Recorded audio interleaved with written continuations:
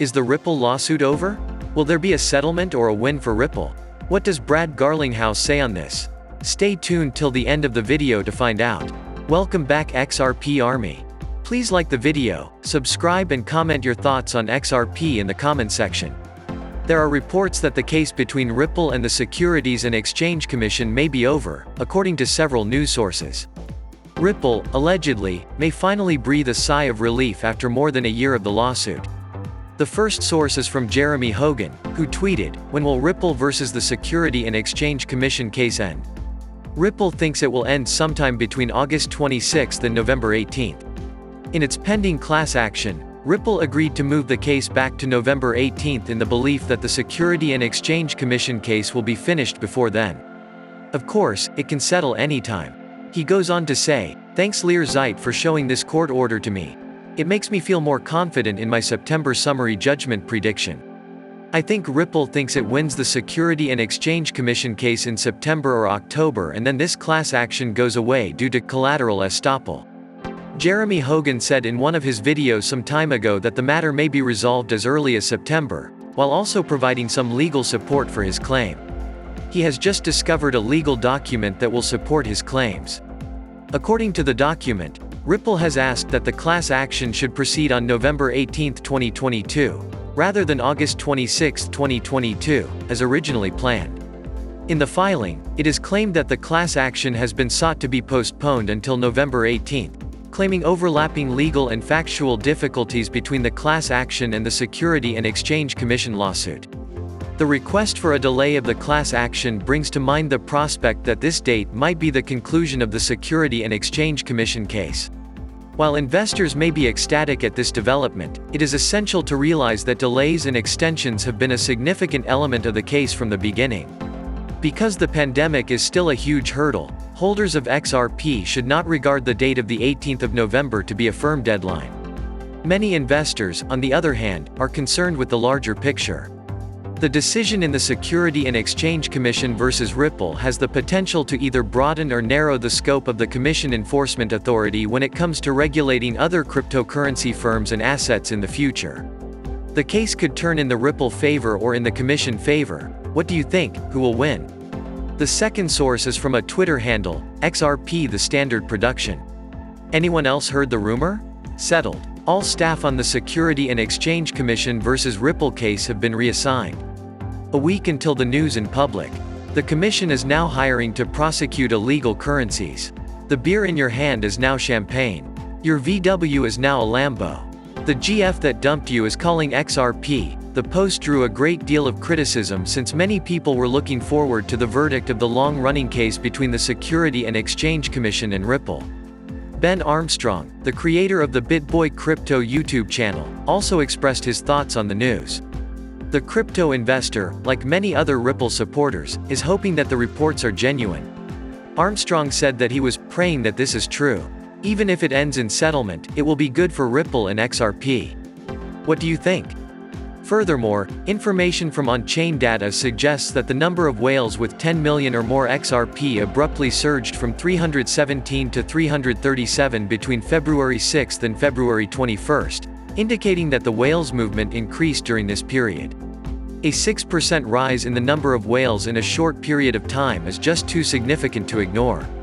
There are many people who feel that the upside of the technical structure in question will be broken, as seen by investors' interest in XRP at the current price level.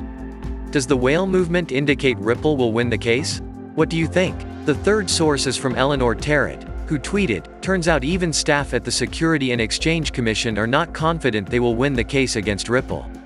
A source close to the commission tells me Hester Pierce has expressed privately she thinks the commission will not get the outcome it is looking for."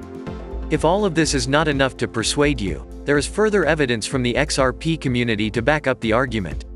Linda Jones reported on Twitter that the Security and Exchange Commission official website is not showing the Ripple lawsuit.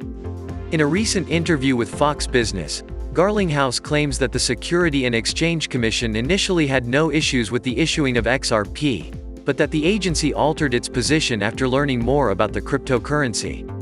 In the interview, he said, "The irony there is like we were in the Security and Exchange Commission office. I met with Chairman Clayton. I was meeting with commissioners. No one ever once said, "Hey, we think XRP is a security."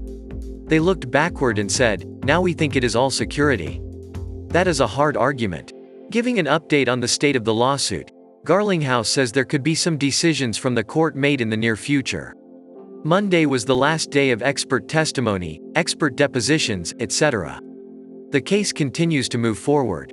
We are expecting some decisions from the court sooner rather than later as it relates to a couple of decisions before the court. The CEO of Ripple went on to say that he believes regulators and government officials in Washington are lacking in their understanding of how crypto truly works. The lack of awareness among legislators, according to Garlinghouse, is placing reputable enterprises in the crypto sector at a competitive disadvantage with their competitors.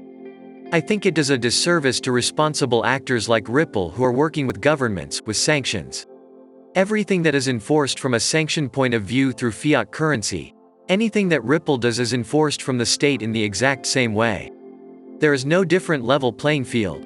And in some ways, I heard Senator Warren saying things that felt like holding crypto to a different standard, for example, expecting a blanket ban of all crypto in some of these countries.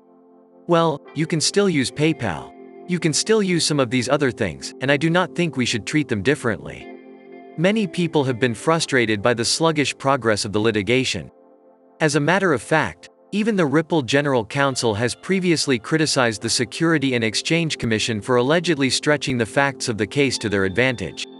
Stuart Alderoty tweeted, "In all seriousness, the football field with no referee analogy Chair Gensler insists on using is wrong. The truth is the Security and Exchange Commission uses regulation by enforcement to create an uneven playing field and picks winners, losers according to opaque rules they make up as they go along." His speech says, "A high-impact case pulls many other actors back from the line." Does that sound like regulation by enforcement to anyone else? The Security and Exchange Commission intends that the mere filing of a case chills behavior, regardless of whether they are right on the law or the facts. Because after all, that is why the Security and Exchange Commission plays the delay card and uses it to their advantage. So much for "justice delayed is justice denied." How about publicly committing to moving the Ripple case as swiftly as possible with no more delays? Make sure to subscribe and give us a thumbs up. Thank you so much for watching. See you in the next video. Kindly note that the prices of cryptocurrencies frequently change, so by the time you watch this video, it might have changed to a whole new value. The information provided in this video does not constitute investment advice, financial advice, trading advice, or any other sort of advice, and you should not treat any of the content as such. The content in this video is for educational purposes only and hence should not be considered financial advice. Do conduct your due diligence and consult your financial advisor before making any investment decisions.